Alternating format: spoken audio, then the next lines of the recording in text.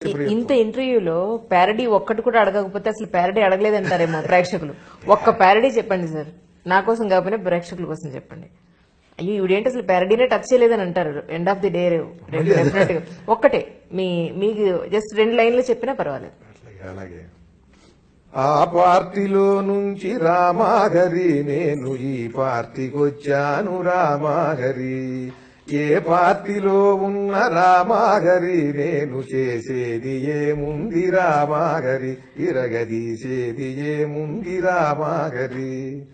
అన్నమక్కరలేదు రామాహరి, ప్రజల అభివృద్ధి తింటాను రామాహరి, దేశ ప్రగతి భోంచేస్తాను రామాహరి.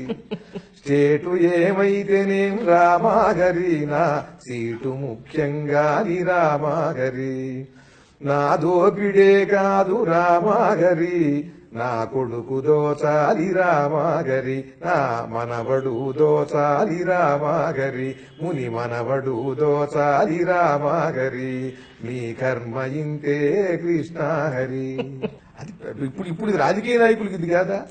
మరి ఇదే కాదు, ఇప్పుడు ఆ పార్టీ నుంచి వచ్చినప్పుడు కండువా కప్పాలి. కండువా కప్పి మరి ముఖ్యమంత్రి మరి పార్టీ అధిష్టాన అధినేత పిలుస్తాడు కదా, పిలిచినప్పుడు ఆ వచ్చే పార్టీలోకి వచ్చేవాడికి స్వాగత గీతం కూడా రాశా. నేనేమన్నా ముఖ్యమంత్రినా పార్టీ అధినాయకుడినా? మా పార్టీలో నువ్వు చేరాల మళ్ళీ, మీ పార్టీలో ఇంకా పెరగాలి లొల్లి. మా పార్టీలో నువ్వు చేరాల మళ్ళీ, మీ పార్టీ వాళ్ళంతా కుమలాలి కుళ్ళి. పార్టీ నువ్వు మారాల, పదవినే నీయాల, ఇద్దరం ప్రజలని గజిబిజి చెయ్యాల. నేనిచ్చే పదవికి నువ్వు కిలకిలా నవ్వాల. నీ కులము నా పార్టీ తెరచాప కావాల, మా పార్టీలో నువ్వు చేరాల మళ్ళీ, మీ పార్టీలో ఇంకా పెరగాలి లొల్లి.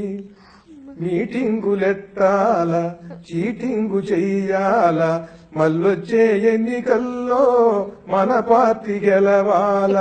ఓటర్ని మన పార్టీ ముష్టోణ్ణి చెయ్యాలా, గోచీల పథకాల చిపచేతి గీయాల. మా పార్టీలో నువ్వు చేరాల మళ్ళీ, మీ పార్టీలో ఇంకా పెరగాలి లొల్లి. కలుస్తారు. కలిసిన తర్వాత వీళ్ళు ఎన్నికలకు వెడతారు.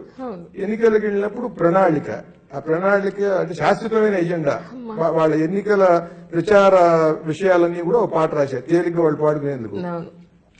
శోభనాలకి మంచాలిస్తాం, కడుపొస్తే కానుపు చేస్తాం, పిల్లోడికి వేరే పెడతాం ఓటేస్తే. కుల పిచ్చికి మద్దతిస్తాం, కుల పిచ్చికి స్వాగతం ఇస్తాం, మత పిచ్చికి మద్దతిస్తాం, అందరితో ముష్టెత్తిస్తాం గెలిపిస్తే. ఇప్పుడు గెలుస్తారు అంటే పాపం ప్రజలందరూ కూడా ఓట్లేస్తారు. వీళ్ళు ఇచ్చే పథకాలకి వీళ్ళందరూ ఆకర్షితులై ఓట్లేస్తారు. గెలిచిన తర్వాత ప్రభుత్వం నడవాలనంటే అందరూ తాగాలి. తాగకపోతే వాళ్ళకి 30,000 40,000 కోట్లు దాదాపు రావు. మెయిన్ ఇన్కమ్ సోర్స్ అది. అందుకని తాగుడి కోసం అని చెప్పి ఒక ప్రచార గీతం మొత్తం మంత్రి మండలంతా కూడా ప్రజల దగ్గరికి వెళ్ళి పాడనమాట. కవయ్యాక మీకేమన్నా అలవాటైంది? సామాన్యుడి దగ్గరికి మీకు చెప్తా నేను.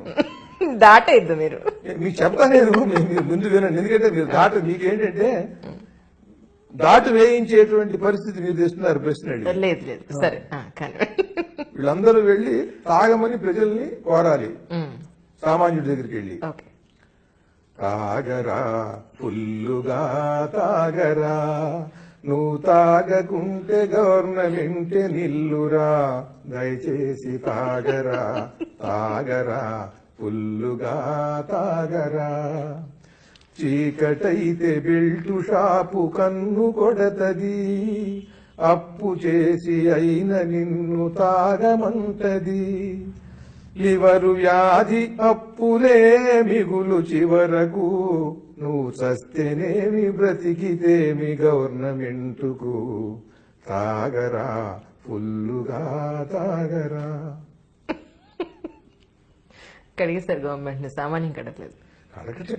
అంటే ఇది ఒక ప్యారడీ అండి, ఇది ఉన్నదే వ్యంగ్యం. ఉన్నదే లేనిది ఎక్కడా లేదుగా ఇందులో. నేను ఏది రాసినా ఉన్నదే చెప్తా. సత్యం చెప్పి నవ్వించడం కష్టం, కానీ నేను సత్యం చెప్తే మీరు నవ్వుతారు. అవును.